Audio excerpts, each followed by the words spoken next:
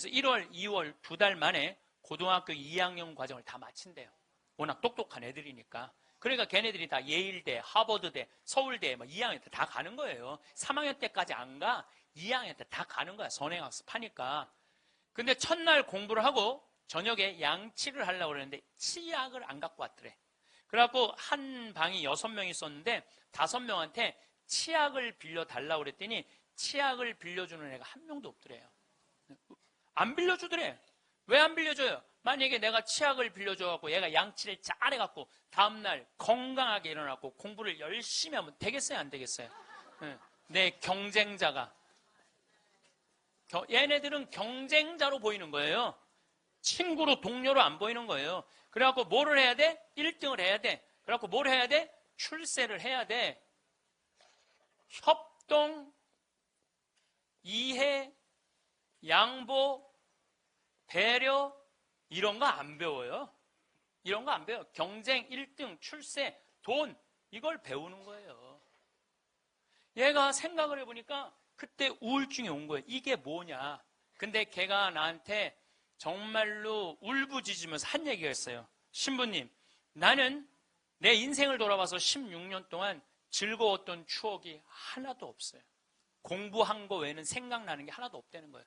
토요일 날 일요일 학원만 다녔지 어디 놀러 가봤던 적도 없다는 거예요.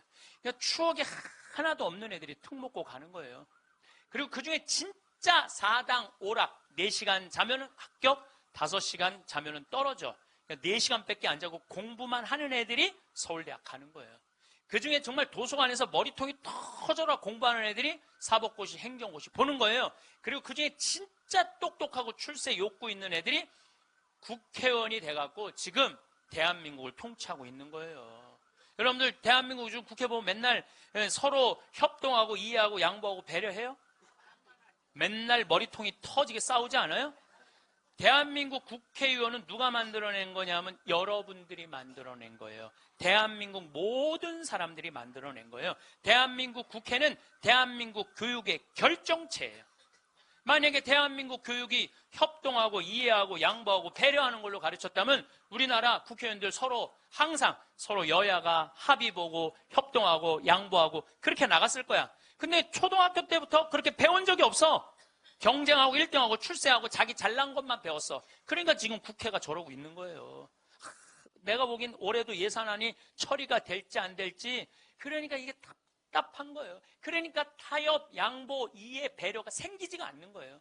그러니까 우리나라 아이들은 경쟁 1등 출세, 그러니까 우리는 1등부터 꼴등까지 정해놓고 1등은 훌륭하고 꼴등은 안 훌륭하다. 참 가슴 아픈 일이죠. 행복으로 가는 행복티켓, 황창현 신부님의 행복특강 지금 바로 시작하겠습니다. 영상이 마음에 드신다면 좋아요를 꾹 눌러주세요. 시작기도 바치고 강의 시작하도록 하겠습니다. 성부와 성자와 성령의 이름으로 아멘. 주님께서는 심판자이시고 차별 대우를 하지 않으신다. 그분께서는 가난한 사람을 차별하지 않으시고 부당한 대우를 받은 사람의 기도를 들어주시리라. 그분께서는 고아의 간청을 무시하지 않으시고 과부가 쏟아놓는 하소연을 들어주신다. 과부의 눈물이 그 뺨에 흘러내리고 눈물을 흘리게 한 자를 거슬러 그가 부르짖지 않겠느냐. 영광이 성부와 성자와 성령께 성부와 성자와 성령의 이름으로 아멘. 네, 반갑습니다.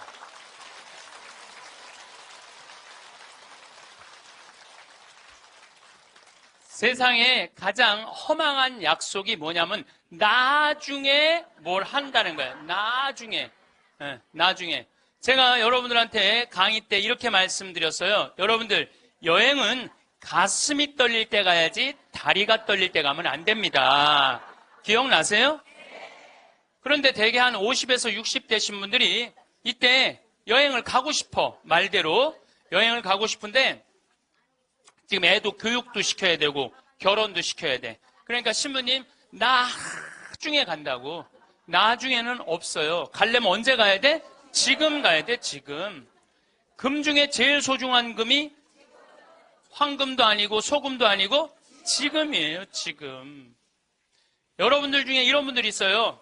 아, 오늘 정말로 갈비가 먹고 싶다. 내가 아들을 셋을 키워놨는데 큰아들이 사줄래나 둘째 아들이 사줄래나 막내 아들이 사줄래나 이렇게 생각하는 분은 바보 중에 상바보예요. 왜냐하면은 아니 아들이 무당이야? 막 일하다가 엄마가 지금 갈비 먹고 싶어 하네? 오늘 가서 사드려야 되겠다. 이런 자식 있어요, 없어요? 없어요. 지금 갈비 먹고 싶은 거 누구만 알아? 나만 알아. 그러니까 누가 사줘야 돼? 내가 사줘야 돼. 누구 돈으로? 내 돈으로. 내 돈으로. 예. 여러분들이 행복하시고 싶으면은 뭐를 벌어야 되냐면 거지 근성을 벌여야 돼. 거지 근성. 누가 사주기를 바라는, 누가 나를 행복하게 해주기를 바라는 이 거지 근성을 버려야 돼. 먹고 싶은 거 있으면 누가 사 먹어야 돼? 내가 사 먹어. 행복하고 싶으면 누가 행복하면 돼? 내가 행복하면 돼. 언제? 나중에 말고 언제? 지금. 여러분들 지금 어느 교수님이 한 얘기지만은 아이스크림이 있어. 이 아이스크림이 있는데 너무 더워. 그럼 이거 어떻게 해야 돼? 먹어야 돼. 언제 먹어야 돼? 지금 먹어야 돼. 이거 나중에 먹는다고 놔두면은 이거 녹아서 남아있어요? 안 남아있어요? 저한테 많은 암 환자들이 오죠. 많은 암 환자들이 와서 하소연할 때 이런 얘기를 해요. 신부님, 제가 정말로 이제 60부터 행복하려고 30살서부터 60살까지 돈만 모으고 아무데도 놀러 안 갔다는 거야. 근데 암이 걸려갖고 이제 아무데도 갈 수가 없다는 거야. 억울해 죽겠다는 거야. 차라리 그때 갈 걸. 미국 사람들은요, 5개월 일해서 한 달 여행 가는 게 목적이에요. 5개월 열심히 돈 모아. 이번엔 내가 뭐 어딜 간다. 그럼 열심히 와서 한 달 휴가 화끈하게 갔다 와요. 또 한 5개월 열심히 모아. 또 한 달 화끈하게 왔다가. 그 사람들 한 30년 동안 살면서 거의 60번 정도의 휴가를 멋있게 갔다 오는 거예요. 근데 우리나라는 30살부터 60살까지 나중에 가려고 한 번도 안 가. 근데 덜커덕 뭐가 걸려? 암이 걸려갖고 이거 뭐 죽을지 살지 모르는 그런 상황에 들어가는 경우가 많다는 거예요. 행복하려고 그러면 언제 행복해야 돼? 지금 행복해야 돼. 지금. 나중에는 기다려주지 않는다는 얘기예요. 그래서 투자를 하고 싶어도 여러분들이 가장 어리석은 투자가 뭐냐면 주식 투자예요. 주식 투자. 여기 지금 주식 투자하는 분들 분명히 계실 거예요. 자, 주식 투자를 할 동안은 돈 써요? 못 써요?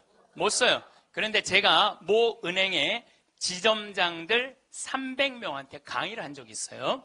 근데 그분들이 나한테 이렇게 말을 해요. 대개 주식 투자하는 개인의 96%는 평생 하다 보면은 5천에서 1억 정도는 다 손해보고 나간다는 거. 96%가 써보지도 못하고 날리는 거야. 써보지도 못하고. 저는 요즘 필라테스라는 걸 해요. 제가 필라테스를 하는데 비싸요. 1시간에 뭐 7만 원인가 그 정도 해요. 또 개인 레슨을 하니까. 그런데 제가 뭐 관절염이 있으니까 안 쓰는 근육들이 너무 많더라고. 일주일에 2번을 하는데 내 몸이 나한테 그러더라고요. 주인님 너무너무 감사하다는 거야. 나한테. 왜 이렇게 나한테 잘해주느냐고. 필라테스를 하죠. 그 다음에 내가 영어 공부하죠. 나한테 하는 투자는 아깝지 않아요. 그런데 주식 투자는 써보지도 못하고 날리는 거야. 아니 여러분들 5천만 원을 날린 분들 내가 물어볼게요. 여러분들 그 5천만 원을 갖고 자기한테 투자했어. 자기 신앙에 투자했어. 5천만 원을 가지고 이스라엘 성지순례를 10번을 갔다 왔다고 생각을 한번 해봐요. 그럼 여러분들은 지금 10번 갔다 온 분들은 예수님하고 트고 지낼 수 있어요. 이스라엘 성지순례 10번 갔다 온 분들은 예수님하고 그냥 맘먹고 막 트고 그냥 얘기할 수 있어. 그게 나 주식 투자 5천만 원에 한 푼도 못 건져갖고 아이고 속이야, 아이고 가슴이야 이러고 사는 게 나아요. 어느 게 나아? 그러니까 오늘부터 주식 다 팔고 어떻게? 자기한테 투자하세요. 나중에 투자하지 말고 언제 투자해? 지금 투자해야 돼. 지금 투자해야 돼. 그러니까 우리는 어떻게 행복한지도 모르고 서로 무시하고 사는 게 기쁨이 뭔지도 모르고 살아. 어쨌든 우리 이 대한민국의 건국이념은 돈이야. 돈이기 때문에 돈을 벌어야 되는데 땅덩어리가 넓어요? 캐나다는 우리나라보다 102배가 나라가 넓어요. 102배가 나라가 넓은데 이 나라는 나무만 팔아도 100년을 먹고 산다는 거예요. 나무만 팔아도. 사우디아라비아는 석유만 팔아도 국민소득이 7만 달러에 아무것도 안 해도. 근데 우리나라는 아무것도 없어. 땅도 안 넓고 자원도 없고. 그러니까 우리는 돈을 벌으려면 어떻게 해야 돼? 오로지 믿을 건 뭐 하나밖에 없어? 머리밖에 없어. 그러니까 우리는 돈을 벌으려면 뭐를 해야 되냐면 공부를 해야 돼. 공부. 엄마들이 이렇게 얘기를 합니다. 너 공부해서 훌륭한 사람 돼야 돼. 너 공부해서 너의 재능을 개발해야 돼. 이렇게 말하는 엄마가 없어요. 이놈 새끼야 너 커서 무시 안 당하고 돈 많이 벌려면 공부 열심히 해. 그러니까 우리는 공부를 왜 하냐면 무시 안 당하고 돈 벌으려고 공부하는 거예요. 애가 노래를 너무 잘해. 그럼 엄마가 이렇게 얘기해. 너 그렇게 맨날 배짱이처럼 노래하다가 나중에 커서 굶어 죽어 이놈 새끼야. 공부를 잘해야지. 공부를 국영수를 잘해야 돼. 국영수. 다른 건 노래는 공부가 아니야. 애가 그림을 너무 잘 그려. 너 그렇게 맨날 그림 그리다가 너 그림쟁이들이 나중에 굶어 죽어 이놈의 새끼야. 너 공부를 잘해야지. 공부. 국영수를 잘해. 국영수. 애가 공을 너무 잘 차. 너 이렇게 밤새 돌아다니면서 공 차다. 너 커서 굶어 죽어 이놈의 새끼야. 빨리 들어와서 공부를 해. 그래갖고 뭐를 해야 되냐면 국영수를 해야 돼.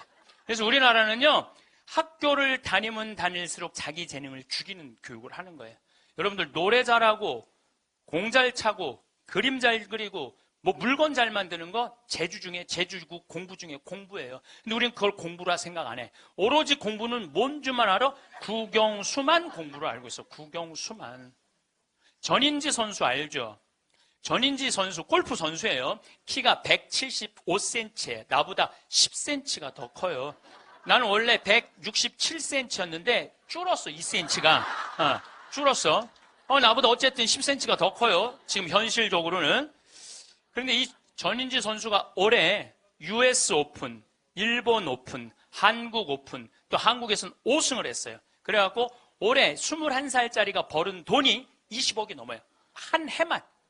근데 전인지 선수는 초등학교 5학년 때 우리나라 12,000명 수학 경시대에서 모여갖고 똑똑한 애들 모여갖고 수학 경시대 중에 1등 안에 대상 받은 애. IQ가 무려 138이에요. 근데 이 아버지는 태권도 선수였던 아버지는 전인지 선수를 공부를 가르치고 싶지 않았어요. 골프를 가르치고 싶었어요. 그래갖고 오전 수업 끝나고 골프 연습장 보냈어요. 오전 수업 끝나고 골프 연습장 보냈어요. 교감 선생님이 난리가 났어요. 아니 이 천재를 왜 수학연재를 운동을 시키느냐. 수학을 가르쳐야지. 그랬더니 조퇴를 계속 해주는 거야. 수업을 안 해주고 오전 수업하고 골프 연습장 가면 조퇴. 오전 수업 끝나고 골프 연습장 가면 조퇴. 수업을 안 쳐줬어요. 그러니까 이 아버지가 참 대단한 아버지야. 내가 보기엔 충청도 서산에 있는 초등학교 자기 딸을 제주도 광양초등학교로 전학을 시켜버려요. 골프 가르치고 싶다고. 그래갖고 전인지 선수는 이렇게 훌륭한 선수가 됐어요. 여러분들 전인지 선수가 지금 수학 영재로 매일 학원에 막 새벽 1시, 2시까지 공부하고 그리고 특목고등학교 들어가고 서울대 합격했다고 칩시다. 매일 공부한 전인지 선수가 어떨 것 같아요? 안경 이렇게 두꺼운 거 끼고 분명히 그랬을 거예요. 안경 두꺼운 거 끼고 허리는 약간 꾸부정해갖고 머리도 이상하게 해갖고 이러고 전인지 선수가 또 얼마나 예뻐요. 근데 그 미모도 다 없을 거야. 그냥 이러고 지금 서울대학 새벽 2, 3시까지 수학 문제 푸느냐고 그러고 앉아 있을 거예요. 그게 나요. 파란 잔디밭에서 드라이브 딱 치면은 뒤에서 이 관중들이 굿샷 하고 한 번 US 오픈에 9억 딱 버는 게 어느 게 나요? 4일 동안 9억 버는 게. 이번에 부시 전 대통령이 한국에 와서 전인지 선수랑 골프를 치고 갔어요. US 오픈자는 그렇게 VIP랑 골프를 쳐야 되나 봐요. 자, 여러분들 이 골프를 칠 때는 부시 대통령이 영광일까요? 전인지 선수가 영광일까요? 부시가 영광이죠. 어떻게 지가 US 오픈자랑 골프를 쳐요. 전인지 선수가 지금 수학했으면 부시 대통령 와서 만날 것 같아요? 안 만날 것 같아요? 누군지도 몰라요. 이제는요. 공부 잘한다고 행복한 시대는 끝났어요. 자기 재능을 잘 키우는 사람이 행복한 시대가 온 거예요. 꼭 1등 한다고 행복해? 1등 한다고? 꼭 1등 한다고 행복해요?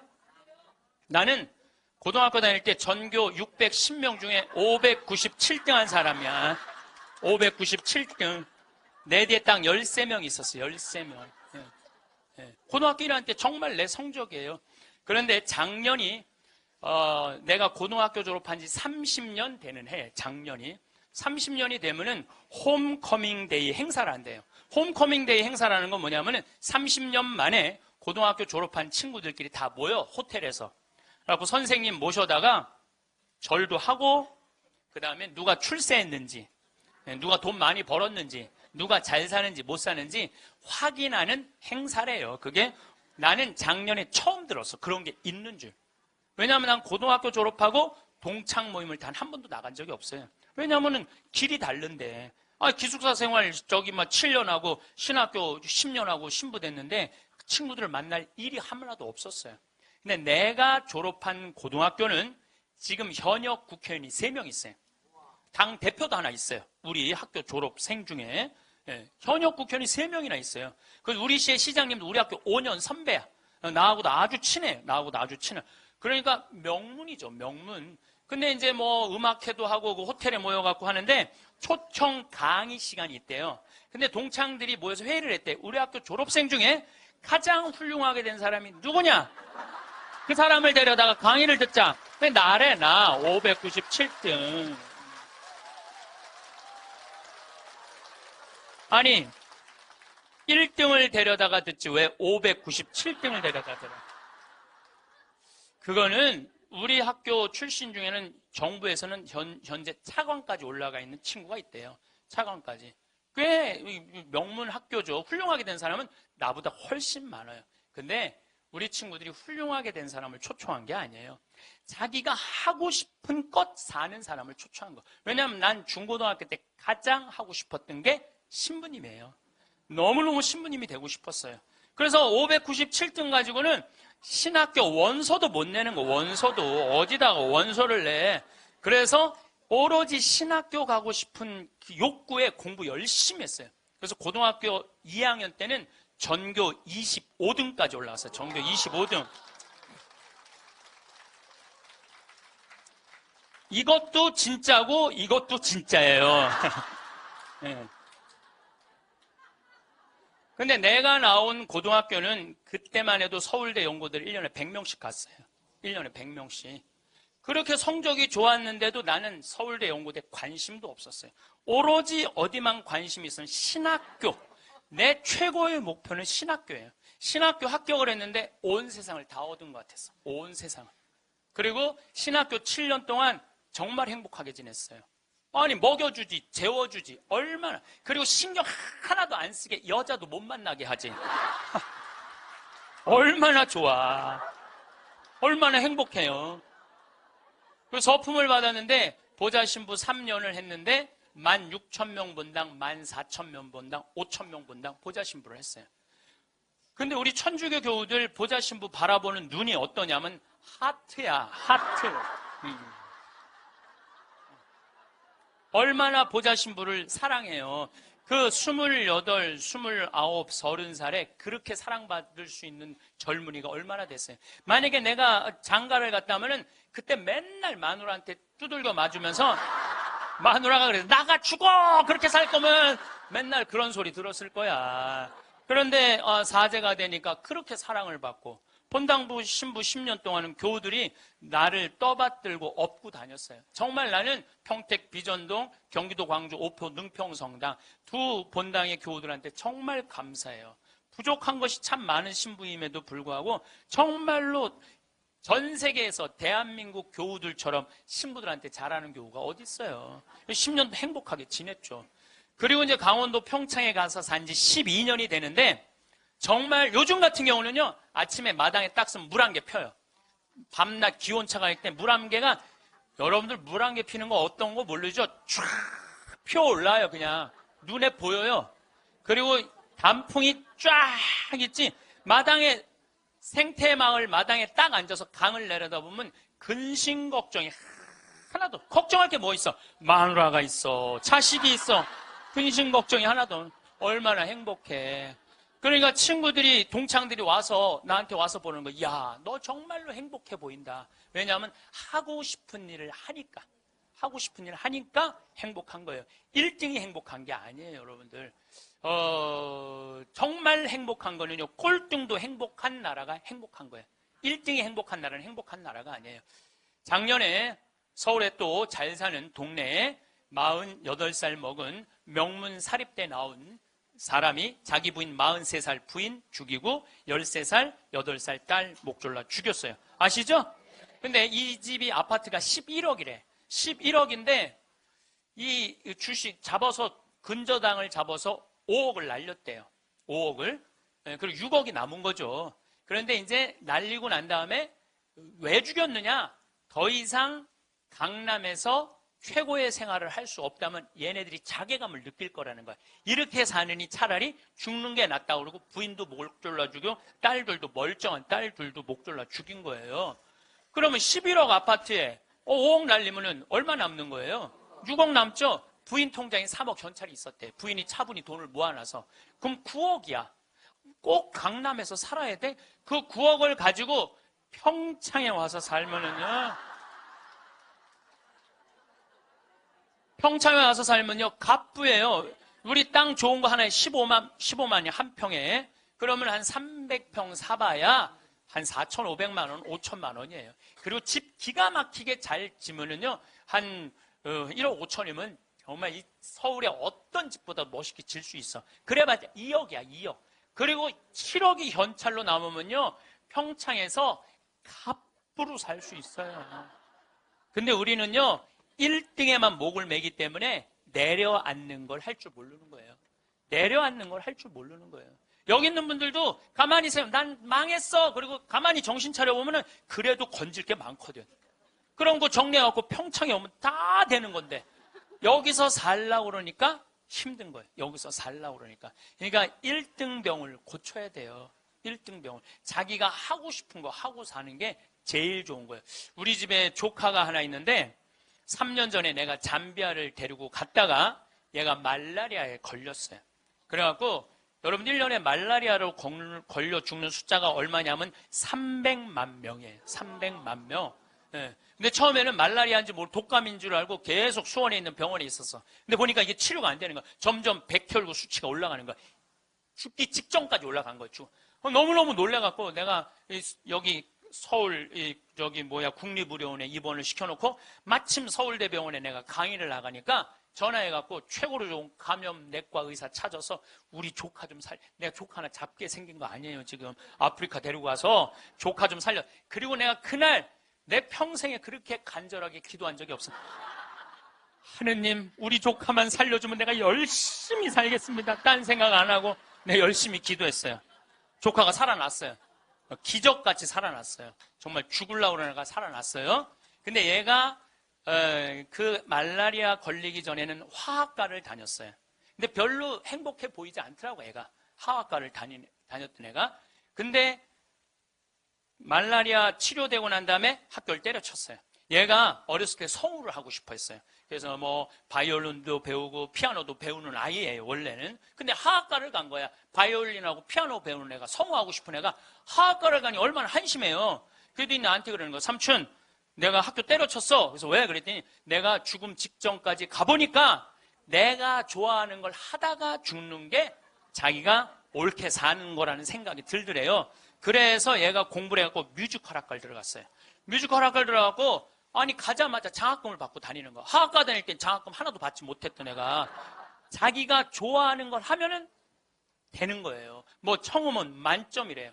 이번 축일 때 얘가 우리 생태마을에 와갖고 저 삼촌 때문에 내가 인생이 바뀌었다 그러면서 노래를 하는데요. 정말로 웬만한 기성 그 뮤지컬 가수보다도 정말 잘한다고 하면 좀 문제가 있겠지만 절대 노래를 기가 막히게 잘하더라고. 얘가 노래를 얼마나 잘하는지. 얘가 나하고 목소리가 똑같아.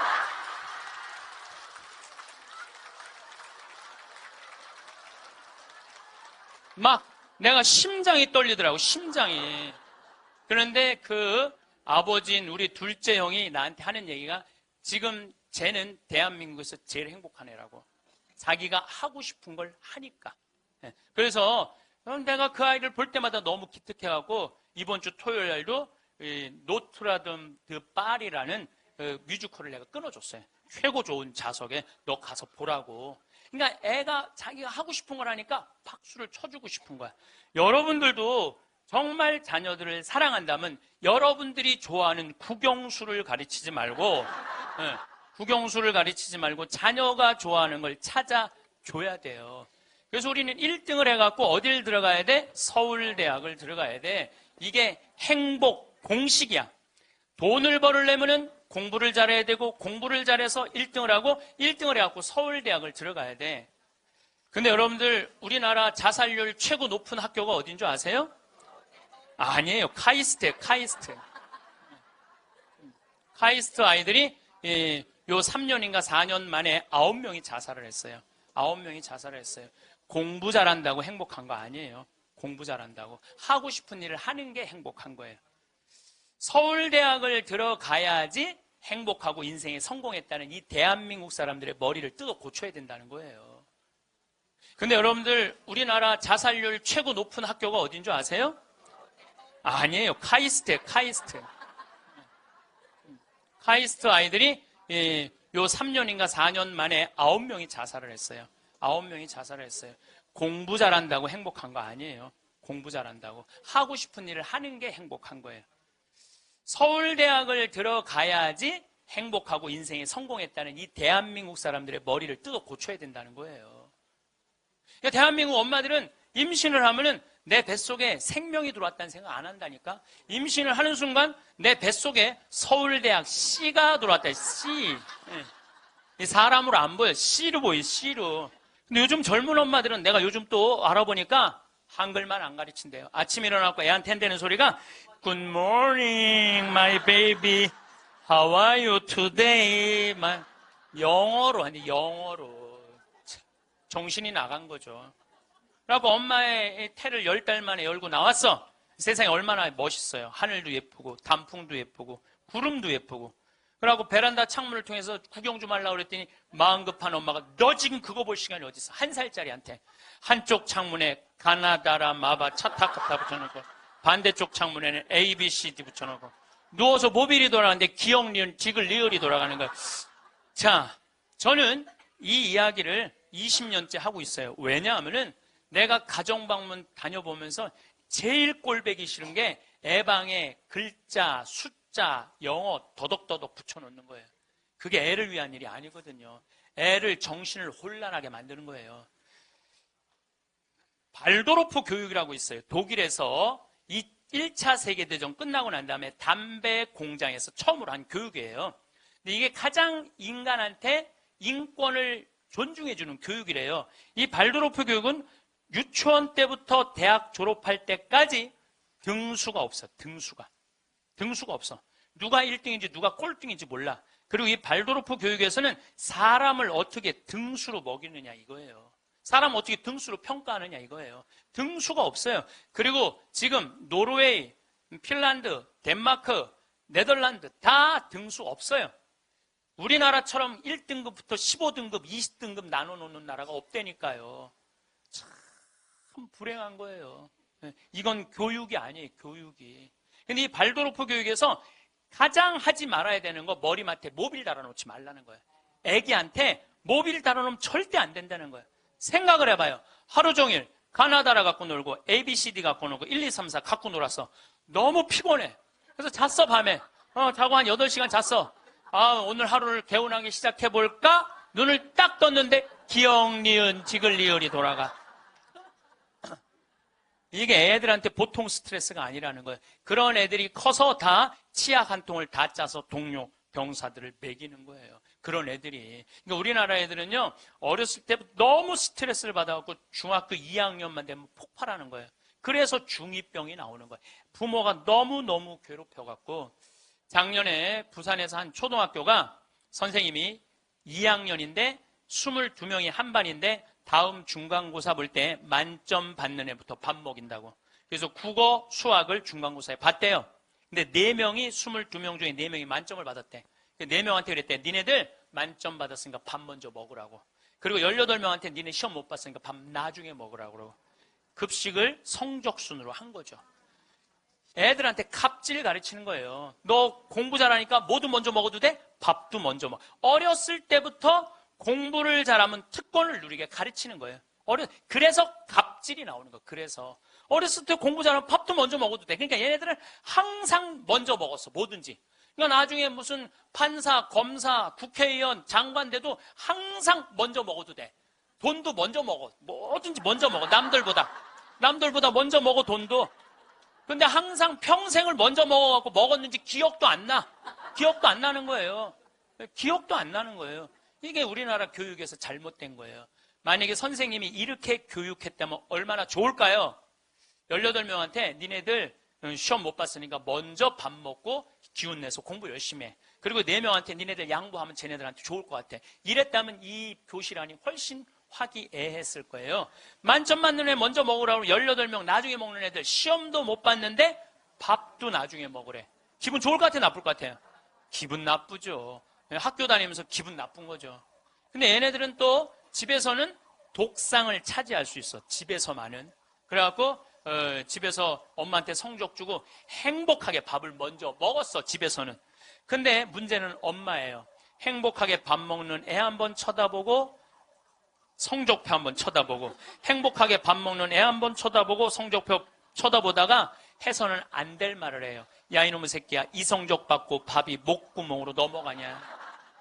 그럼 얘는 할 수 있는 건 딱 하나밖에 없어요. 탈선밖에 할 수 있는 게 없어요. 탈선.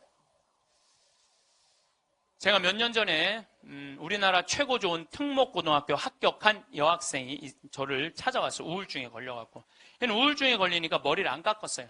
허리까지 머리가 나왔어. 근데 얘는 나하고 1시간 동안 면담하는 동안 단 한순간도 고개를 들지 않았어요. 그러니까 팍 고개를 숙이니까 그 긴 머리가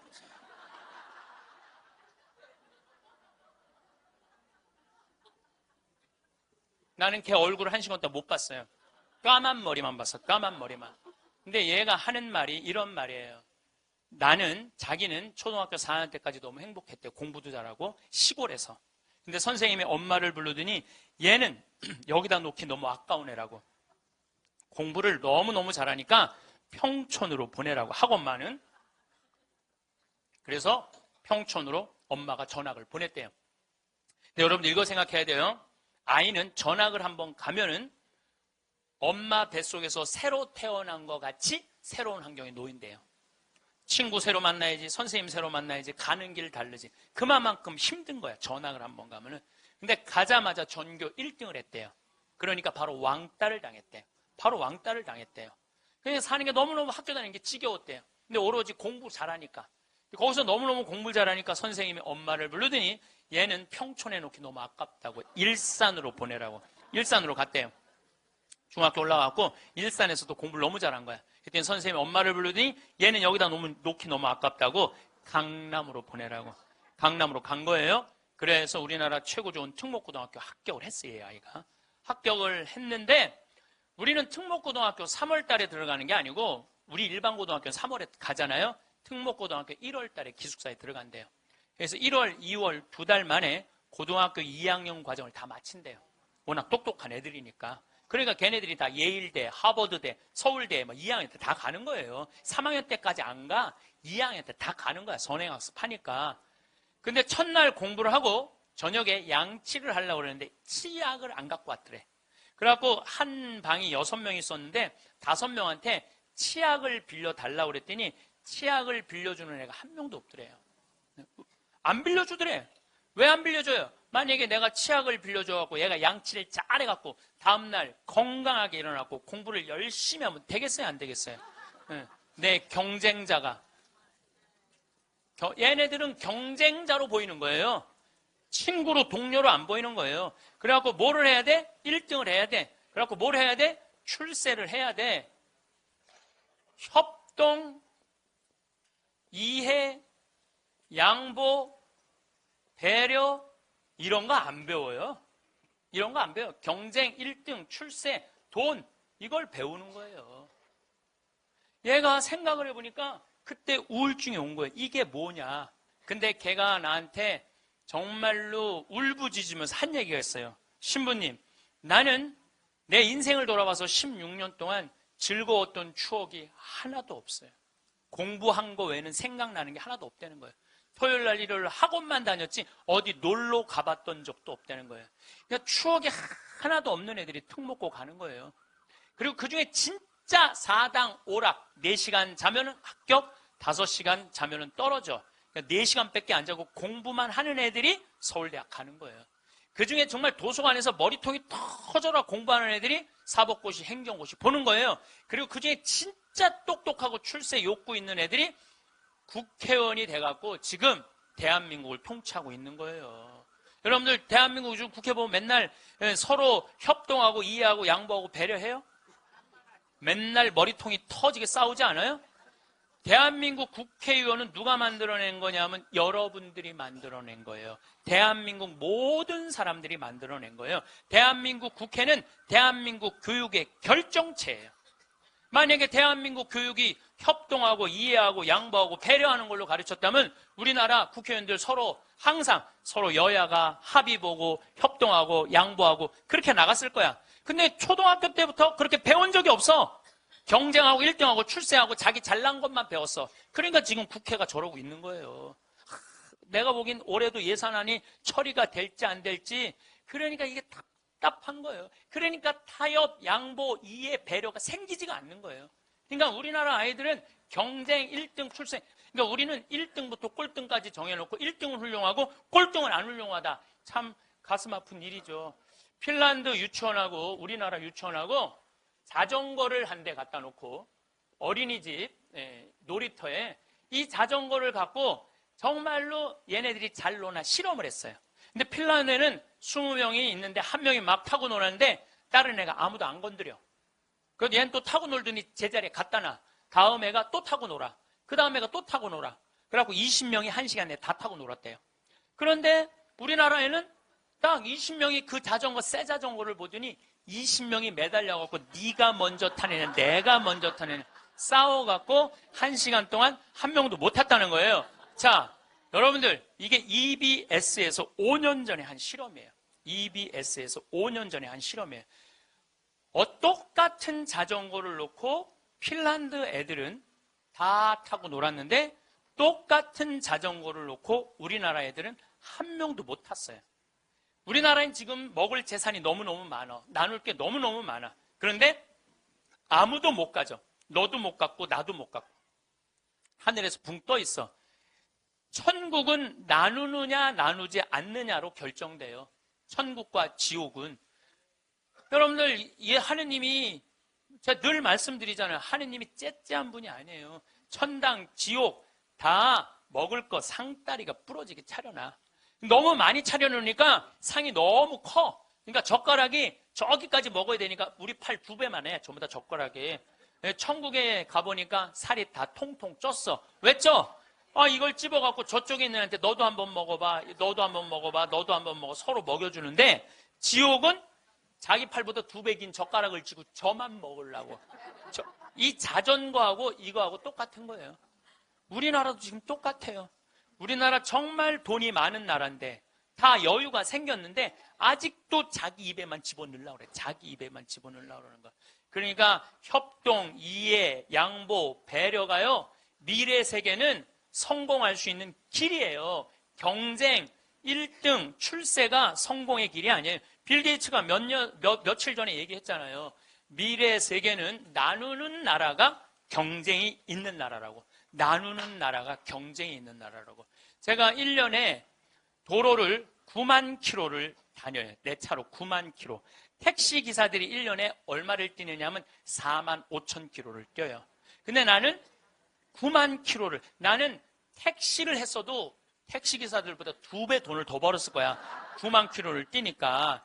그러니까 하루 중에 보통 도로에서 6시간 정도 있어요. 근데 매일 그렇게 있어요.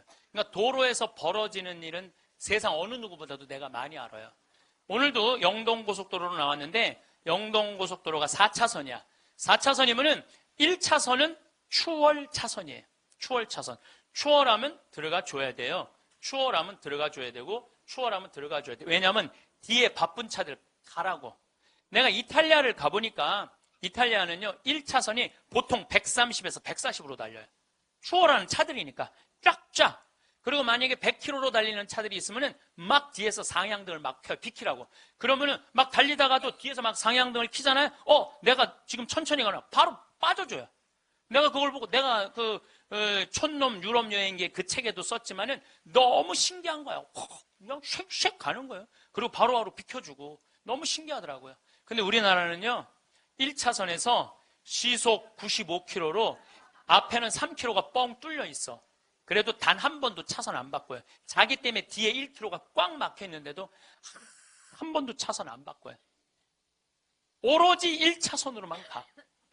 왜 그런 줄 알아? 우리는 1등에 한이 맺혀갖고 도로도 1차선으로, 1등에 한이 맺혀 도로도 1차선으로 가야 돼요, 우리는. 네. 4차선으로 가면은 내가 꼴등하는 기분이 들어요, 4차선. 그래서 여러분들 한번 보세요. 우리나라 이제 4차선 도로를 가보시면은요, 4차선이 텅텅 비일 때가 대부분이에요. 1차선은 꽉 차도. 죽으나 사나 1차선이야. 그러니까 너무 열받으니까 쫓아가갖고 야구 방망이로 앞에 앞유리를 깨고 3단봉으로 내리치고 비비총으로 쏘고 서로 양보를 못하는 거예요. 자존심이 상하는 거예요. 아니 자기가 좀 늦으면 2차선으로 가든 3차선으로 가든 4차선으로 가는데 우리는 이게 안 되는 거예요. 그리고 방향 지시등을 켜주는 건 예의야. 뒷사람에 대한 예의야. 그런데 10대 중에 방향 지시등을 켜주는 차들은 3대 내지 4대밖에 안 돼요. 그냥 들어가고 싶으면 들어가고 나가고 싶으면 나가고 자기 하고 싶은 대로 하는 거예요. 서로에 대한 예의가 안 갖춰져 있으니까 매일매일 폭력적인 일이 벌어지는 거예요. 가장 기본적인 걸 안 가르치는 거죠. 가장. 근데 지난번에는 뭐 서울에서 강의가 있어갖고 나오는데 2000쯤 나왔는데 뒤에 앰뷸런스가 내가 봐도 무지하게 급한 것 같아. 달려오는 게 막 상향등에 비상 깜빡이에 뭐 삐우삐우에 정신이 하나도 없는 거예요. 그런데 내가 딱 자리를 비켜줬는데 앞에 10대 중에 내가 쉬어봤어요. 몇 대가 비키나? 딱 3대 비키는 거야. 나머지 7대는 그냥 가는 거야. 그러니까 너무너무 급하니까 지가 막 2차선, 3차선으로 막 가더라고요. 그 앰뷸런스가. 그만큼 남에 대한 배려가 없는 거예요. 내가 아니 왜 저 바쁜 차로만 딱 비켜. 미국이나 캐나다는요, 앰뷸런스나 경찰차가 소방관차가 딱 하잖아요. 모든 차는 양쪽 쫙 갈라져요. 그리고 아예 서버려. 그 차 가라고. 그게 기본적인 배려예요, 배려. 근데 우리는 왜 안 비키냐 그랬더니 그런 심리가 있대요. 저 안에 아무도 없을 거야. 지가 바빠서 저거 키고 가는 걸 거야. 이런 심리가 있대요. 참 얼마나 우리가 지금 기본이 안 돼 있는 게 지금 우리의 문화 안에 있는지 몰라요. 지난 1월 달에 제가 괌에 강의를 갔어요. 괌에 강의를 갔는데 저녁에 나하고 같이 간 신부님이 시내 구경 나가자고 해서 나갔어요. 근데 건널목을 건널라고 그랬는데 두 걸음을 걷는데 빨간불이 딱 켜졌어. 어떻게 뒤로 딱 물러났죠. 뒤로 물러났더니 그 앞에 있는 차가 나보고 웃으면서 가라는 거예요. 네가 가던 길이니까 가라는 거야. 뒷차들이 쫙 서 있는데 나는 빨간불이고 자기는 파란불인데 나보고 가라는 거야. 항상 선진국에 가보면은요, 누가 우선이냐면 사람이 우선이에요. 사람이 건너겠다면 차는 자기가 파란불이라도 서요. 그리고 신호 없는 데는 당연히 자기가 알아서 서요. 내가 또 보고 배운 게 많으니까 난 기사가 있으니까 보통 70 먹은 아줌마가 길을 건너려고 그러면 뒤로 돌아다 보잖아요. 2차선에서 2개 차선 저기만 이면도로 주택가에. 그럼 내가 그래요. 저분 길 건너려고 그런다. 서라. 1년 동안 그냥 가는 거예요. 핸대는 소리가 차 조심해야지 왜 내가 조심하느냐고. 그러니까 사람이 차 조심을 해야 돼. 차가 사람을 조심해야 되는데 우리는 사람이 차를 조심해야 돼. 하도 내가 잔소리하니까 요즘은 서요. 딱 우리가 서갖고 웃으면서 가라고. 그럼 70 먹은 아줌마가 느닷없이 우리가 쓰잖아요. 웃으면서 가라고 그러잖아요. 그럼 70 먹은 아줌마가 우리 차를 보고 표정이 이런 표정이야. 진짜 가도 돼? 이런 표정이야. 진짜 가도 돼? 이런 표정. 그래서 우리가 웃으면서 진짜 가도 돼요. 예. 그럼 그때서 웃으면서 건너가요. 그러니까 자기를 위해서 차가 서준다는 건 상상을 못하는 거죠. 자기를 위해서 차가 서준다는 거는. 제가 지난번에 원주 국토관리청에서 강의가 있었어요. 원주 국토관리청에서 강의가 가깝잖아요. 내가 운전하고 나갔어요. 운전하고 나갔는데 치악체육관에서 강의 끝나고 돌아오는데 치악체육관에서 가는데 도로 한가운데 젊은이가 라켓 2개를 뒤에다가 메고 가운데 갇힌 거야.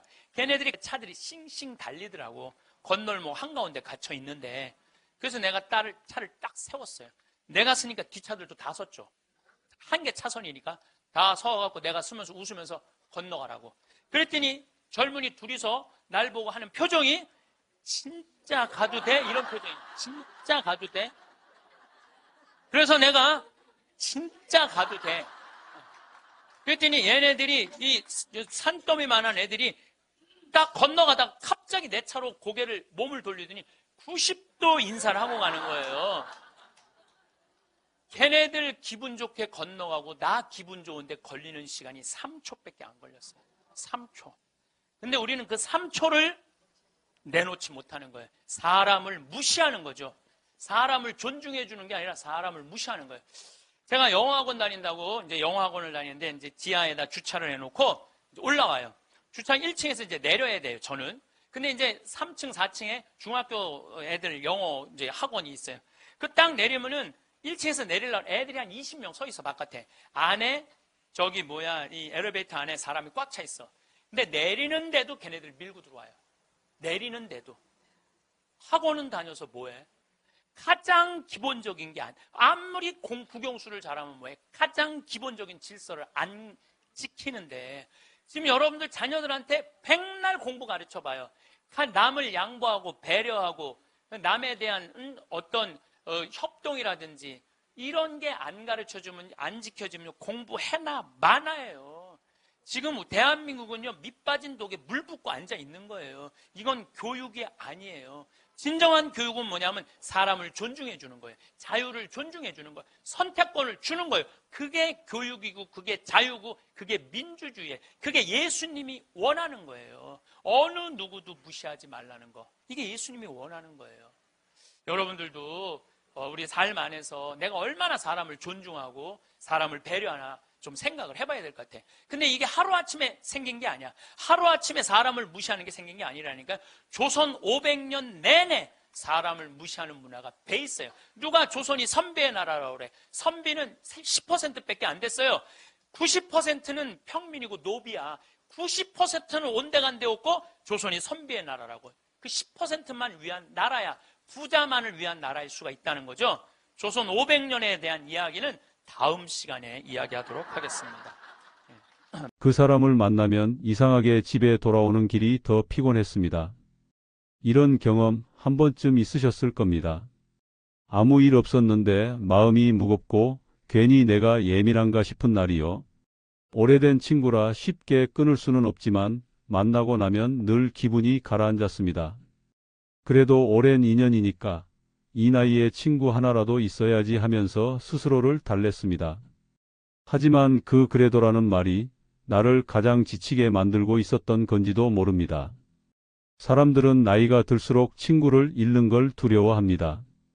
그래서 불편해도 참고 말이 안 통해도 웃으며 넘기죠. 오랜 시간 쌓인 추억이 아깝다는 이유로요. 하지만 시간이 지날수록 관계는 깊어지기보다 낯설어졌습니다. 예전엔 아무렇지 않던 말이 요즘은 상처로 남고 농담처럼 던진 한마디가 하루 종일 마음에 맴돌았습니다. 그래도 친구니까라는 말은 사실상 내 감정을 무시하는 변명일 때가 많았습니다. 60대 초반의 정숙 씨도 그런 사람이었습니다. 젊을 땐 모임에서 분위기 메이커였고 늘 사람들 사이에서 웃음을 주던 사람이었죠. 그런데 어느 순간부터 친구들을 만나기가 부담스러워졌다고 했습니다. 한 명은 늘 남의 이야기를 가로채고 한 명은 아무 말 없이 듣기만 하면서도 무시하는 눈빛을 보였다고 했습니다. 그때마다 정숙 씨는 이렇게 생각했습니다. 그래도 우리가 몇십 년을 같이 한 사이인데 그냥 내가 맞춰야지. 그렇게 몇 년을 참았다고 했습니다. 그런데 참으면 참을수록 이상하게 마음이 말라갔다고 했습니다. 심리학자 수전 피스크는 친밀함의 착각이라는 말을 했습니다. 가까운 사람일수록 내가 뭐 해도 괜찮겠지라는 생각이 생기기 쉽다고요. 그래서 진짜 낯선 사람보다 오히려 가까운 사람이 상처를 더 많이 주게 됩니다. 모르는 사람에게는 조심스러워도 친구에게는 말을 툭툭 던집니다. 그 결과 마음의 상처는 더 깊게 남습니다. 왜냐하면 믿었던 사람이었기 때문입니다. 우리는 나이가 들수록 좋은 관계와 익숙한 관계를 자꾸 혼동합니다. 오래 봤다는 이유만으로 좋은 관계라고 착각하죠. 하지만 인연은 시간으로 쌓이는 게 아니라 마음으로 이어지는 것입니다. 오래된 사람일수록 서로에게 더 편안해야 하는데 오히려 필요하다면 그건 관계가 자란 게 아니라 버티고 있는 것일 뿐입니다. 정숙 씨도 어느 날 깨달았다고 합니다. 친구와의 약속을 앞두고 괜히 머리가 아프고 준비도 하기 싫어지는 자신을 보며 말이죠. 이게 내가 행복한 관계일까? 그날 이후 그는 조심스럽게 거리를 두기 시작했습니다. 누가 잘못했다기보다 이제는 내 마음을 보호해야겠다는 생각이 들었기 때문입니다. 어느 날 그는 친구 모임에서 들었던 말이 떠올랐습니다. 너는 원래 그런 성격이잖아. 그 말은 아무렇지 않은 듯 했지만 그 안에는 오래된 습관 같은 무시가 깔려 있었습니다. 친하다는 이유로 예의가 사라졌던 겁니다. 그 말에 억지로 웃으며 넘겼던 자신이 더 서러웠다고 했습니다. 그때 깨달았다고 했습니다.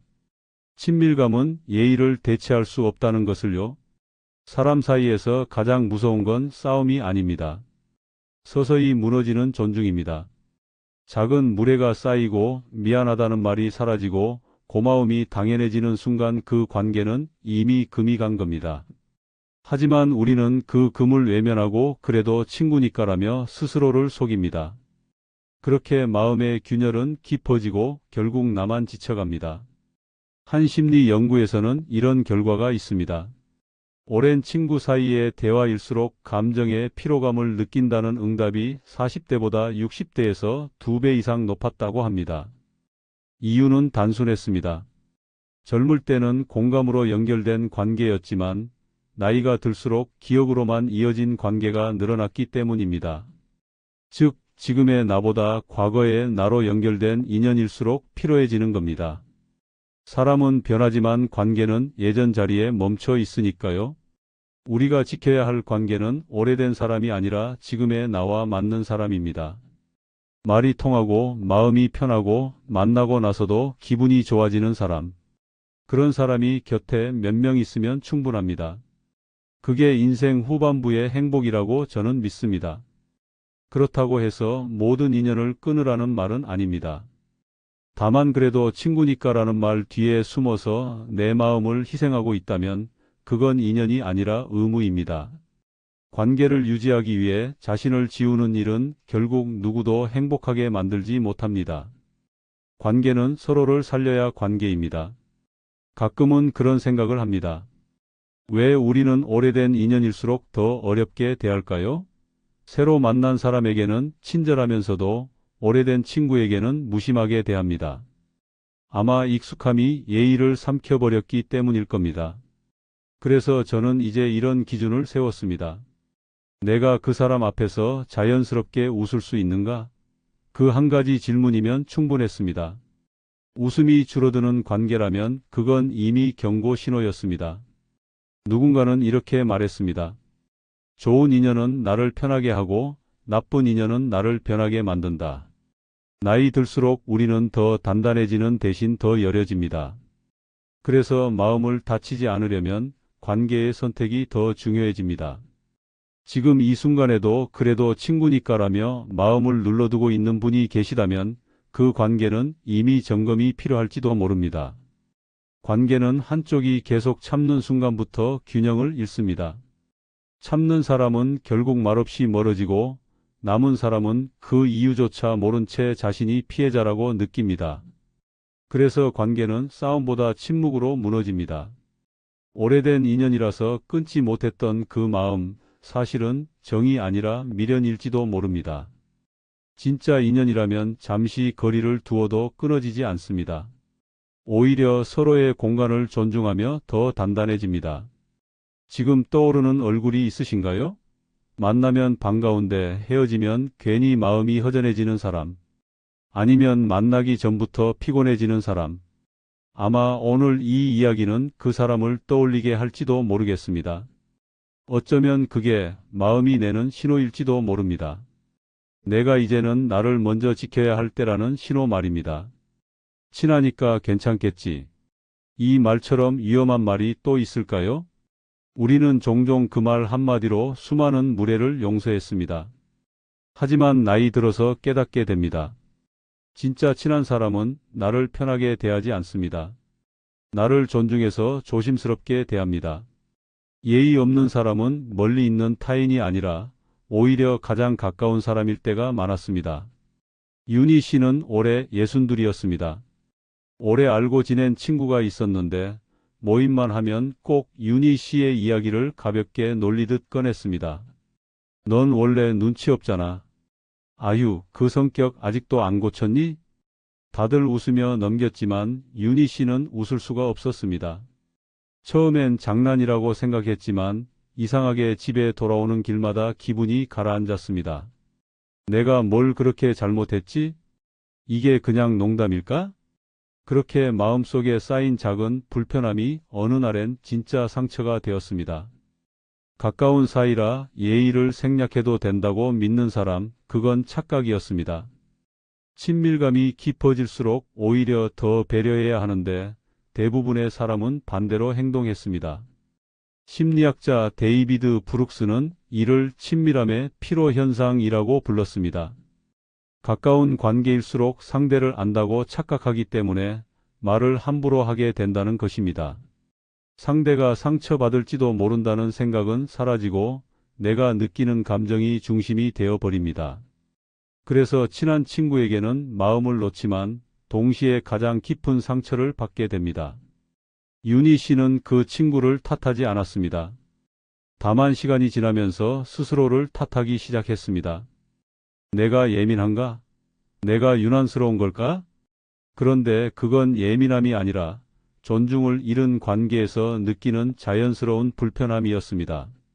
상대의 말은 가벼웠지만 듣는 사람의 마음은 무거웠습니다. 이게 바로 무례의 그림자였습니다. 겉으로는 장난이고 웃으며 하는 말이지만 그 안에는 나는 너보다 위하라는 은근한 지배의식이 숨어 있었습니다. 저는 이런 사람을 관계의 침식자라고 부릅니다. 처음엔 아무렇지 않게 스며들지만 시간이 지나면 내 마음의 경계를 서서히 무너뜨립니다. 그 앞에서는 나도 모르게 작아지고 말수가 줄고 나중엔 내 존재감마저 희미해집니다. 웃음 뒤에 남는 건 허무함 뿐이었습니다. 이런 무례의 특징은 늘 비슷했습니다. 상대는 자신이 상처를 줬다는 걸 모릅니다. 오히려 그 정도도 못 받아들이면 친구가 아니지라고 말합니다. 그 말엔 내가 너를 평가할 권리가 당연하다는 오만이 숨어 있었습니다. 하지만 관계에는 권리가 없습니다. 오직 예의와 존중만 있을 뿐입니다. 한 연구에 따르면 사람들은 낯선 사람에게 실수를 하면 80% 이상이 바로 사과하지만 가까운 사람에게는 30%만이 사과한다고 합니다. 가까워질수록 예의를 생략하고 예의를 생략할수록 관계의 온도는 식어갑니다. 결국 남는 건 익숙함의 이름을 쓴 피로함 뿐이었습니다. 나이 들수록 우리가 지켜야 할 건 친밀함이 아니라 품격이었습니다. 누군가에게 무례함을 허락하는 순간 나는 그에게 존중받을 기회를 잃습니다. 그리고 이상하게도 무례한 사람 곁에 오래 있다 보면 나도 그런 사람이 되어갑니다. 언젠가 나도 누군가에게 상처를 주는 말투를 배우게 됩니다. 그래서 무례는 감염처럼 번집니다. 말을 함부로 하는 사람 곁에서는 말의 무게가 가벼워지고 결국 관계도 가벼워집니다. 저는 가끔 이런 생각을 합니다. 왜 우리는 낯선 사람에게는 예의 바르면서 가까운 사람에게는 함부로 할까요? 아마 익숙함이 주는 착각 때문일 겁니다. 이 사람은 나를 이해하니까 괜찮아. 하지만 그렇지 않았습니다. 오히려 가까운 사람일수록 더 많은 상처를 남깁니다. 왜냐하면 그럴 리 없다고 믿었던 사람이기 때문입니다. 믿음이 깊을수록 배신감도 더 깊었습니다. 윤희 씨는 그날 이후로 친구에게 한 가지 말을 전했습니다. 내가 불편하다고 느낀 건 너를 미워해서가 아니라 나를 지키고 싶어서야. 그 친구는 당황했지만 잠시 후 미안하다고 했습니다. 그리고 윤희 씨는 그 말을 듣고 이상하게 눈물이 났다고 했습니다. 그 한마디면 됐는데 그동안 그 말이 듣고 싶었나 봐요. 결국 관계는 사과 한마디, 배려 한마디로도 다시 따뜻해질 수 있었습니다. 하지만 그 한마디조차 하지 못하는 관계라면 그건 이미 오래된 인연이 아니라 오래된 습관이었습니다. 철학자 칸트는 말했습니다. 사람을 수단이 아닌 목적으로 대하라. 무례한 사람은 상대를 하나의 인간으로 대하지 않습니다. 자신의 감정 배출구로 혹은 자존감의 도구로 대합니다. 그 앞에서는 내가 아무리 웃어도 내 마음은 점점 사라졌습니다. 친하다는 이유로 상처를 허락하지 마세요. 그건 친밀함이 아니라 자기 방어를 포기한 것입니다. 진짜 친구는 나를 웃게 하는 사람이지 참게 만드는 사람이 아니었습니다. 이제 관계에서 우리가 봐야 할 것은 말의 양이 아니라 말의 결입니다. 말끝마다 비아냥이 섞여 있거나 늘 누군가를 깎아내리는 사람이라면 그건 이미 경고입니다. 사람은 말로 드러납니다. 말의 습관이 곧 그 사람의 인격이었습니다. 따뜻한 말은 관계를 살리고 무례한 말은 관계를 썩게 만듭니다. 말 한마디에 웃음이 사라지는 관계라면 그건 이미 선을 넘은 관계였습니다. 이런 이야기를 들은 적이 있습니다. 한 중년 부부가 오래된 친구 부부와 여행을 다녀왔는데 돌아오자마자 다신 같이 안 가겠다고 했답니다. 이유는 단순했습니다. 같이 있는 내내 그 친구 부부가 서로의 단점을 농담처럼 들추며 웃음을 자아냈다는 겁니다. 하지만 듣는 사람은 불편했습니다. 저게 장난일까? 진심일까? 결국 여행 내내 긴장과 피로감이 이어졌고 돌아오자마자 마음이 멀어졌다고 했습니다. 사람의 말은 공기처럼 흘러가지만 그 안에는 온도가 있었습니다. 말이 따뜻하면 기억도 따뜻했고 말이 차가우면 그 기억조차 얼어붙었습니다. 누군가는 말합니다. 나는 솔직해서 그래. 하지만 솔직함과 무례함은 다릅니다. 솔직함은 진심을 전하기 위한 용기지만 무례함은 상대의 마음을 고려하지 않는 이기심이었습니다. 그래서 저는 이제 이런 기준을 세웠습니다. 그 사람의 솔직함이 나를 편하게 하는가 아니면 불편하게 하는가. 만약 후자라면 그건 솔직함이 아니라 무례함이었습니다. 관계는 결국 말로 유지됩니다. 그 말의 온도가 같을 때 우리는 마음이 통했다고 느꼈습니다. 하지만 어느 순간부터 한쪽은 말을 던지고 다른 한쪽은 상처를 받았습니다. 그렇게 균형이 깨지면 그 관계는 이미 기울기 시작한 겁니다. 우리는 더 이상 무례함을 친밀함의 표시로 착각해서는 안 되었습니다. 예의는 낯선 사람에게 필요한 게 아니라 가까운 사람일수록 더 필요한 것이었습니다. 그것이 관계를 지탱하는 최소한의 존중이었습니다. 그 사람은 고맙다는 말을 한 번도 하지 않았습니다. 이 말 얼마나 많은 분들이 공감하실까요? 우린 나이가 들면서 정이라는 이름으로 많은 관계를 붙잡았습니다. 하지만 정이란 주고받을 때 따뜻해지는 것입니다. 한쪽만 주고 한쪽만 받는 관계는 정이 아니라 소모였습니다. 그런데도 우리는 그걸 참았습니다. 왜냐하면 이 나이에 새 친구를 만들기도 힘드니까라는 생각 때문이었습니다. 혜경 씨는 매주 친구와 함께 새벽 산책을 했습니다. 같이 걷고 커피도 마시고 때로는 병원에 가는 길도 함께 했습니다. 늘 챙겨주며 배려했지만 이상하게 그 친구는 한 번도 고마워라는 말을 하지 않았습니다. 어느 날은 이런 일이 있었습니다. 비 오는 날 혜경 씨가 우산을 2개 챙겨 나갔습니다. 친구는 아무 말 없이 우산을 받아 들고 걷다가 집에 도착하자마자 이렇게 말했습니다. 오늘은 습해서 머리가 눅눅하네. 그 말에 혜경 씨는 씁쓸하게 웃었지만 마음 한쪽이 서늘했습니다. 이 사람은 정말 나에게 아무 감정이 없는 걸까? 그날 이후 혜경 씨는 그 친구를 볼 때마다 묘한 공허함을 느꼈다고 했습니다. 고맙다는 말, 미안하다는 말. 이 단어들은 짧지만 사람 사이를 따뜻하게 연결해 줍니다. 그런데 어떤 사람들은 그걸 아낍니다. 마치 그 말을 하는 순간 자신이 빚을 지는 것처럼요. 이런 사람을 심리학에서는 정서적 구두쇠라고 부릅니다. 감정 표현을 인색하게 함으로써 관계의 주도권을 쥐려는 유형이었습니다. 그들은 자신이 표현하지 않아도 상대가 알아주길 바랍니다. 내가 말은 안 해도 알잖아. 하지만 사람의 마음은 말로 확인될 때 비로소 살아납니다. 말하지 않으면 그 관계는 천천히 식어갑니다. 미국 시카고 대학의 사회심리학 연구팀은 흥미로운 실험을 했습니다. 도움을 받은 뒤 고마워요라는 말을 들은 사람과 듣지 못한 사람을 비교했습니다. 결과는 명확했습니다. 감사의 표현을 들은 사람은 관계 만족도가 2배 이상 높았지만 아무 표현이 없는 경우엔 오히려 피로감이 증가했습니다. 심지어 그 사람은 나를 이용하는 것 같다는 감정까지 느꼈다고 했습니다. 즉, 감사의 부재는 무례보다 더 깊은 거리감을 만든다는 결과였습니다. 우리는 종종 나는 표현이 서툴러서 그래라고 말합니다. 하지만 서툰 것과 인색한 건 다릅니다. 감정의 표현을 아끼는 사람은 결국 상대의 온기를 쉽게 만듭니다. 혜경 씨도 그랬습니다. 친구가 한 번만이라도 오늘 고마워라고 말했다면 그렇게까지 서운하지는 않았을 것입니다.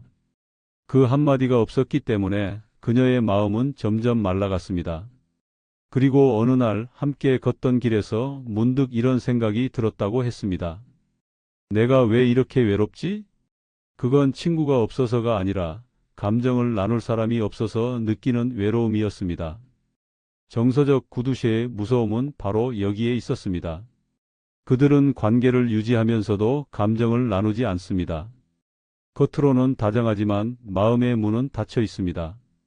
괜찮아, 수고했어, 미안해 같은 말이 없는 대신 현실적인 이야기만 이어갑니다. 오늘은 뭐 먹었는지, 뉴스에 뭐가 나왔는지 그런 대화만 반복됩니다. 그 사이에 마음의 온도는 점점 내려가고 결국 아무 일도 없는데 서로 멀어집니다. 철학자 루소는 감사는 관계의 양심이다라고 말했습니다. 감사를 표현하지 않는다는 건 관계에서 양심을 잃었다는 뜻이었습니다. 감정을 나누지 않는 사람은 결국 관계를 소비합니다. 상대의 배려는 당연한 일이 되고 미안함조차 느끼지 못합니다. 그러다 어느 순간 상대가 지쳐 떠나면 이렇게 말합니다. 갑자기 왜 그래? 내가 뭘 그렇게 잘못했어? 그들은 모릅니다. 그 잘못 없음이 바로 문제였다는 것을. 감정이 비워진 관계는 조용히 죽어갑니다. 나이가 들수록 사람은 말보다 마음으로 산다고들 합니다. 하지만 마음이 보이려면 말이 먼저 있어야 했습니다. 감정은 표현될 때 존재합니다. 말 안 해도 알겠지라는 말은 관계의 가장 큰 착각이었습니다. 서로의 마음은 말하지 않으면 전해지지 않았습니다. 나이 들어서 더 외로워지는 이유 중 하나가 바로 이겁니다. 서로 감정을 나누지 않기 때문입니다. 우린 여전히 함께 있지만 마음은 제각각 다른 방향을 보고 있었습니다. 어떤 사람은 고맙다는 말 한마디에 울컥한다고 했습니다. 그건 그동안 그 말을 듣지 못했기 때문이었습니다. 우리가 어릴 땐 그 말을 자주 들었습니다. 잘했어. 수고했어. 하지만 나이가 들수록 누군가가 내 수고를 알아주는 일이 줄어들었습니다. 그래서 그 한마디가 그렇게 따뜻하게 느껴지는 겁니다. 감정은 돈이 들지 않지만 마음을 부자로 만들어줍니다. 반대로 감정을 아끼는 사람은 결국 혼자 남습니다. 사람은 마음으로 이어지지 않으면 함께 있어도 외롭기 때문이었습니다. 정서적 구두쇠의 특징 중 하나는 감정을 받기만 하려는 태도였습니다.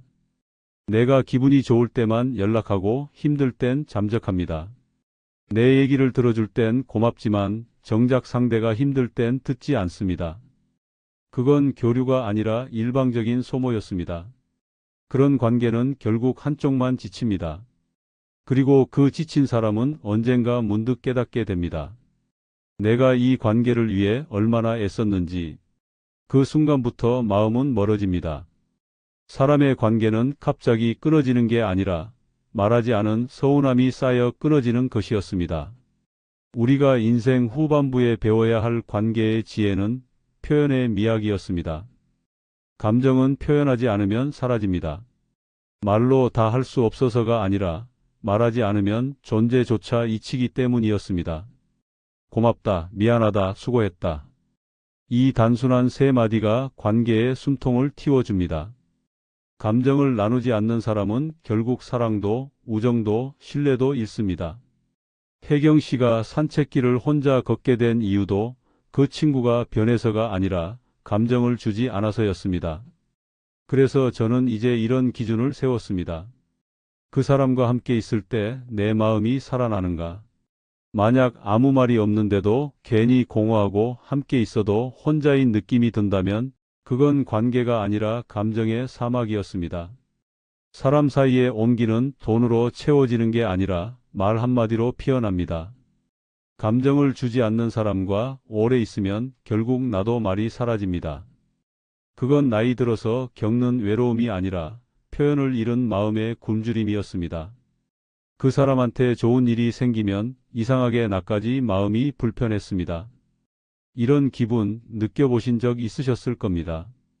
친구가 새 집을 샀다거나 자식이 승진했다는 소식을 들었을 때 마음 한구석이 괜히 서늘해지는 느낌이었습니다. 그게 질투라는 걸 인정하기 싫어서 나는 그런 거 신경 안 써라고 말했지만 그날 밤 잠이 쉽게 오지 않았습니다. 그리고 그런 감정을 느끼게 만든 상대가 오랜 친구라면 더 괴로웠습니다.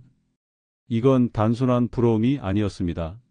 남의 행복이 내 불행처럼 느껴지는 순간 관계는 서서히 병들기 시작했습니다. 지연 씨는 스스로를 소심하고 착한 사람이라고 생각했습니다. 늘 주변 사람의 기쁜 일엔 잘 됐네 하며 웃어줬고 속으로는 진심으로 축하한다고 믿었습니다. 그런데 언젠가부터 친구의 소식이 반갑지 않았습니다. 오랜만에 통화한 친구가 딸이 이번에 결혼했어라고 말했을 때 지연 씨는 무심한 목소리로 그래, 축하해라고 답했습니다. 하지만 전화를 끊고 나서 한참 동안 허공을 바라봤습니다. 나는 왜 이렇게 된 걸까? 그녀는 자신이 부끄러웠습니다. 그런데 이상하게 그 이후로 그 친구에게 먼저 연락을 하지 않게 되었습니다. 심리학자 리언 페스팅어는 인간이 끊임없이 비교하며 자존감을 유지한다고 말했습니다. 즉, 자신보다 나은 사람을 볼 때 마음이 흔들리고 스스로를 평가하게 된다는 것입니다. 문제는 이 비교가 반복될수록 관계는 경쟁으로 바뀐다는 점이었습니다. 친구의 기쁨이 나의 결핍을 자극하고 그 결핍이 질투로 번지면 결국 서로를 피하게 됩니다. 겉으론 아무 일 없지만 마음속에선 이미 멀어지고 있었습니다. 하버드 대학의 연구팀이 흥미로운 실험을 했습니다. 친구가 좋은 소식을 전했을 때 사람들의 생리적 반응을 측정했는데 질투심이 강한 사람일수록 심박수가 빨라지고 스트레스 호르몬이 급격히 증가했습니다. 즉, 남의 행복을 들었을 때 몸이 실제로 불쾌함으로 반응한다는 겁니다. 그 결과 질투심이 높은 사람은 인간관계 만족도가 낮고 장기적으로 우울감과 분노 수준이 높게 나타났습니다.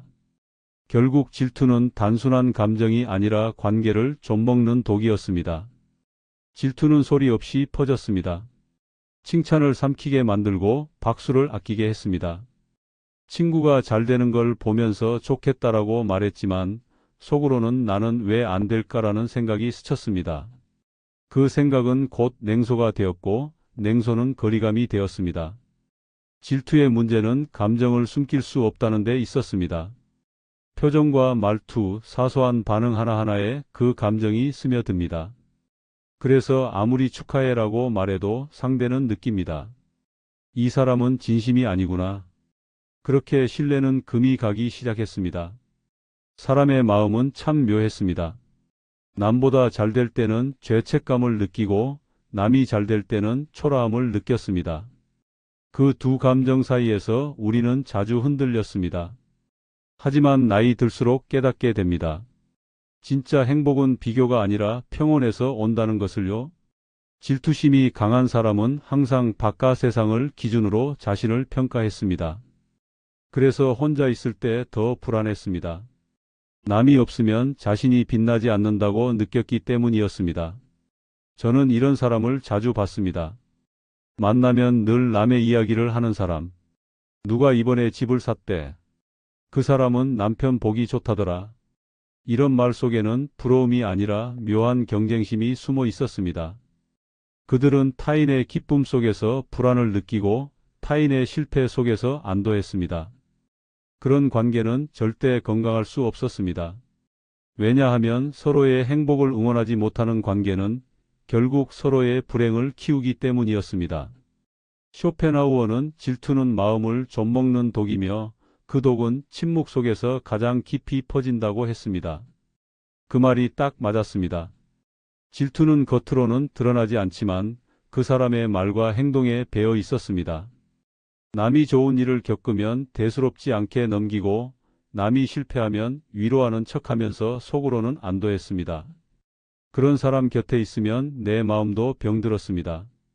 그들의 불행이 내 마음에 스며들었고 결국 나도 누군가를 시기하게 되었습니다. 한 번은 이런 일이 있었습니다. 오랜 친구에게 좋은 소식이 생겨 작은 선물을 들고 찾아간 적이 있었습니다. 그런데 친구는 어색한 미소를 지으며 이렇게 말했습니다. 너는 참 여유롭다. 난 그런 걸 챙길 시간도 없는데. 그 말이 이상하게 마음에 남았습니다. 칭찬처럼 들렸지만 왠지 모르게 찬물을 끼얹는 기분이었습니다. 그날 이후 저는 그 친구의 연락을 기다리지 않게 되었습니다. 사람의 말엔 항상 마음이 묻어 있었습니다. 그 마음이 따뜻하지 않으면 아무리 오래된 관계라도 언젠가는 식었습니다. 질투는 결국 자기 자신을 가둡니다. 남의 행복을 인정하지 못하는 사람은 자신의 불행도 벗어나지 못합니다. 그들은 늘 비교 속에서 살았고 만족 대신 결핍만 키웠습니다. 하지만 인생의 진짜 여유는 남의 행복을 축하할 수 있을 때 찾아옵니다. 그건 단순한 관대함이 아니라 마음의 성숙이었습니다. 질투는 어린 감정이고 축하는 어른의 감정이었습니다. 나이 든다는 건 결국 비교에서 벗어나는 연습이었습니다. 질투가 깊은 사람은 결국 혼자가 됩니다. 왜냐하면 그들의 시선에는 늘 나보다 잘난 사람만 남기 때문이었습니다. 그 시선 속에는 따뜻함이 없었습니다. 따뜻함이 없는 관계는 오래가지 않았습니다. 반대로 진심으로 축하할 줄 아는 사람 곁에는 늘 사람이 모였습니다. 그들의 말 한마디에는 빛이 있었고 그 빛은 다른 사람의 마음을 비춰주었습니다. 그게 진짜 인간관계의 품격이었습니다. 우리가 늙어가며 지켜야 할 것도 결국 그 품격이었습니다. 질투하는 사람은 타인의 성취를 자신의 실패로 해석합니다. 그래서 그들은 늘 피곤했습니다. 누가 잘되면 긴장했고 누가 넘어지면 안도했습니다. 하지만 그렇게 살면 마음이 쉴 틈이 없었습니다. 남의 삶을 평가하느라 정작 자기 삶을 잃었습니다. 남의 빛에 눈이 멀면 내 안의 빛을 볼 수 없었습니다. 나이 들수록 필요한 건 비교가 아니라 평안이었습니다. 행복은 타인의 성취를 이기는 데서 오는 게 아니라 내 마음을 다스리는 데서 왔습니다. 그래서 저는 이제 이런 기준을 세웠습니다. 그 사람의 기쁨이 나에게도 기쁨이 되는가? 그 사람의 행복 소식을 들을 때 진심으로 미소가 지어지는가? 만약 그렇지 않다면 그건 관계의 경고 신호였습니다. 질투의 그림자가 마음에 자리 잡으면 관계의 온도는 서서히 식습니다. 그리고 그 냉기가 퍼지면 아무리 오랜 인연도 견디지 못했습니다. 누군가의 행복을 축하하지 못하는 순간 우리는 이미 그 사람과 멀어지고 있었습니다. 남의 기쁨을 축하할 수 있는 마음, 그게 바로 인생의 여유이자 품격이었습니다. 나는 너 위해서 하는 말이야. 이 말을 듣는 순간 마음이 서늘해졌습니다. 분명 걱정해 주는 말이었는데 이상하게 기분이 불편했습니다. 그 사람의 말에는 따뜻함보다 명령의 냄새가 났기 때문이었습니다. 우린 나이가 들어서도 이런 사람을 자주 만났습니다. 말은 늘 옳았지만 들으면 힘든 사람. 그들은 조언의 얼굴을 하고 있었지만 실제로는 통제의 언어를 사용하고 있었습니다. 경자 씨는 몇 달 전 오랜 친구를 만났습니다. 오랜만에 반가운 마음으로 커피를 마셨는데 대화는 금세 이상한 방향으로 흘렀습니다. 넌 아직도 그 일을 하고 있어? 그건 이제 접어야지. 그 나이에 뭘 새로 하겠다는 거야? 내가 너였으면 벌써 다른 길로 갔을 거야. 처음엔 걱정해 주는 줄 알았습니다. 하지만 시간이 지날수록 이상했습니다. 그 친구의 말 속엔 내가 옳고 너는 틀리다는 기운이 담겨 있었습니다. 경자 씨는 집에 돌아오며 혼잣말을 했다고 했습니다. 왜 나는 이 친구랑 만나면 늘 작아질까? 말로 지배하려는 사람의 특징은 단순했습니다. 그들은 조언처럼 말하지만 그 속엔 평가가 숨어 있었습니다. 내가 보기엔 그건 아니야. 그런 식으로 하면 안 돼. 넌 너무 감정적으로 생각해.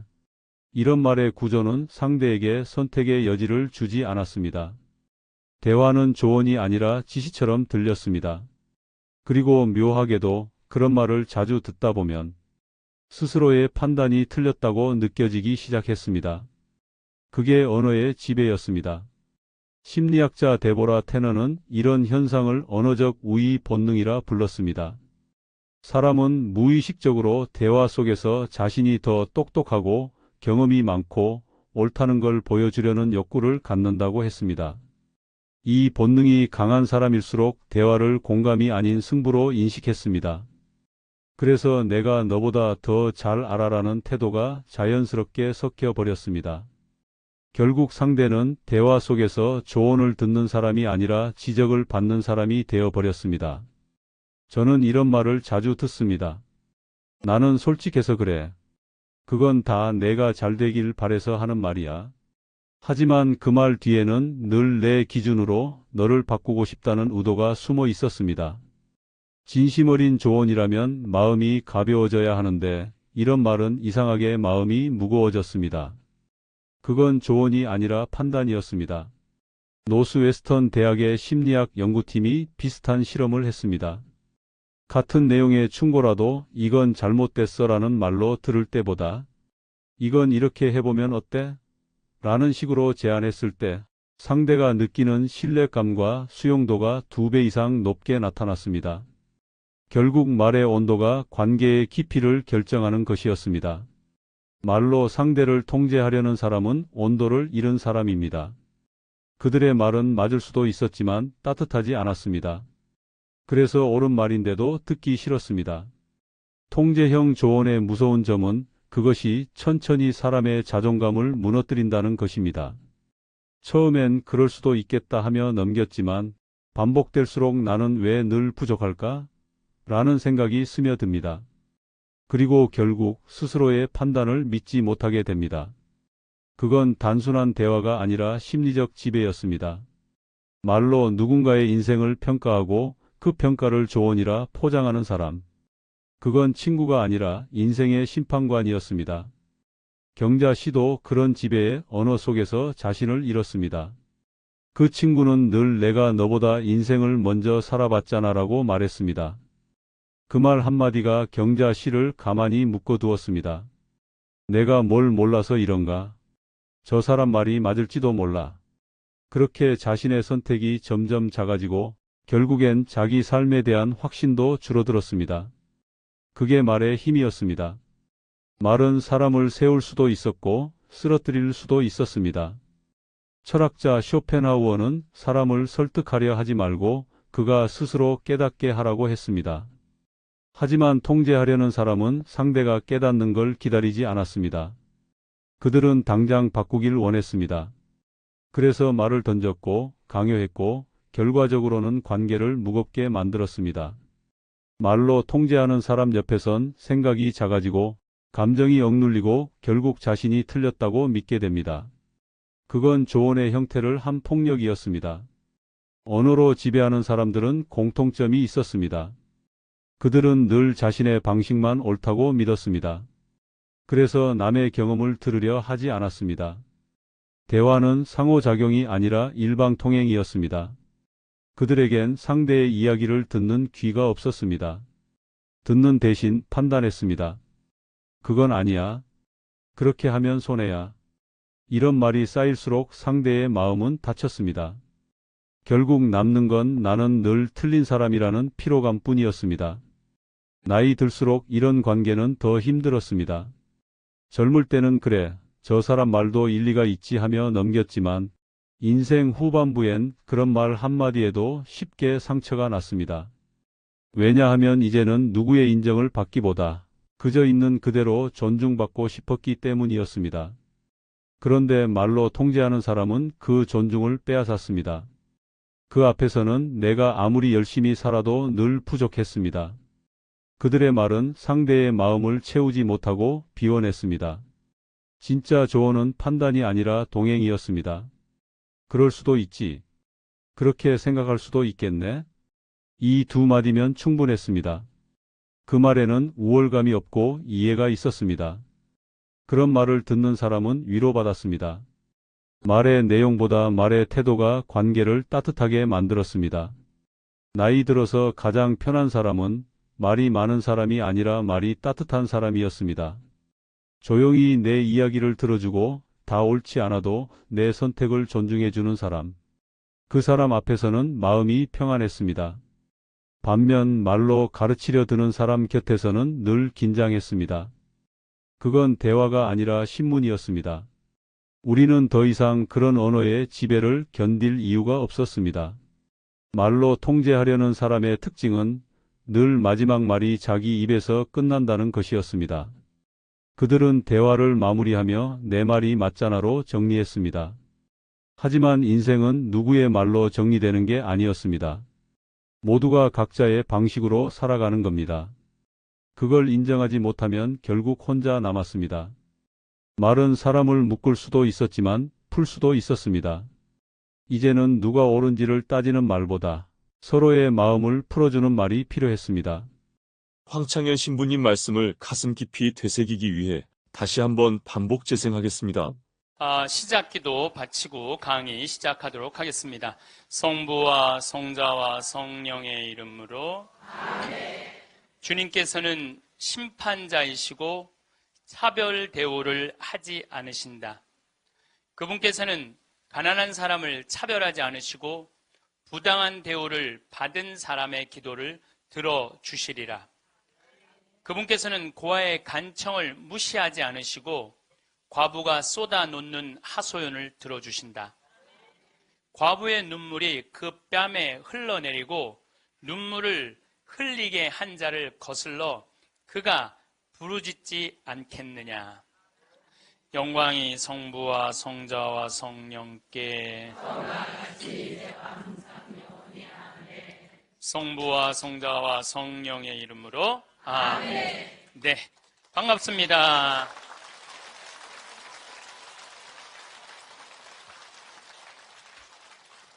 세상에 가장 허망한 약속이 뭐냐면 나중에 뭘 한다는 거예요. 나중에. 나중에.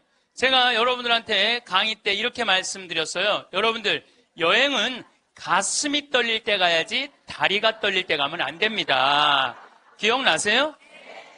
그런데 대개 한 50에서 60 되신 분들이 이때 여행을 가고 싶어. 말대로 여행을 가고 싶은데 지금 애도 교육도 시켜야 되고 결혼도 시켜야 돼. 그러니까 신부님 나중에 간다고. 나중에는 없어요. 가려면 언제 가야 돼? 지금 가야 돼. 지금. 금 중에 제일 소중한 금이 황금도 아니고 소금도 아니고 지금이에요. 지금. 여러분들 중에 이런 분들이 있어요. 오늘 정말로 갈비가 먹고 싶다. 내가 아들을 셋을 키워놨는데 큰아들이 사줄래나 둘째 아들이 사줄래나 막내 아들이 사줄래나 이렇게 생각하는 분은 바보 중에 상바보예요. 왜냐하면은 아들이 무당이야? 막 일하다가 엄마가 지금 갈비 먹고 싶어 하네? 오늘 가서 사드려야 되겠다. 이런 자식 있어요? 없어요? 없어요. 지금 갈비 먹고 싶은 거 누구만 알아? 나만 알아. 누가 사줘야 돼? 내가 사줘야 돼. 누구 돈으로? 내 돈으로. 내 돈으로. 그럴 때 교우가, 신부가 그렇게 말하면은, 신부님 대단하십니다. 그럼 얼마나 좋아요. 자기도 이제 잘난 척 하고 싶은 거지. 머리채를 다 확 젖뜯고 싶더라고요. 내가 또 질 수 있어? 나는 내가 신학교 때 단축 마라톤 내가 12km 토요일마다 맨날 뛰었다니까 자기는 42.195km 10번 완주패가 있다는 거예요. 우리가 한번 잘난 척 하기 시작하면 어떤 현상이 일어나느냐 하면은 내가 아는 유명한 사람, 내가 아는 유명한 정치인, 별 얘기를 다 해요. 다 끄집어내. 내 것도 아닌데. 지기 싫은 거지. 예. 가방. 우리나라가 4대 명품 시장이래잖아요.